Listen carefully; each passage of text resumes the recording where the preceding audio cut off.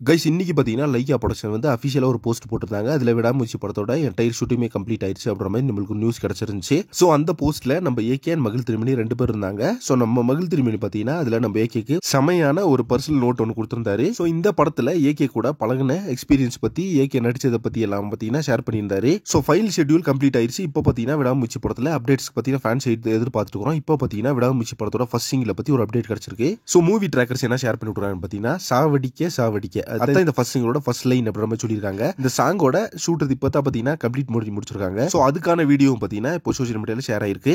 இது வந்து ஒரு பார்ட்டி வைப் சாங் அப்படின்ற மாதிரி சொல்றாங்க.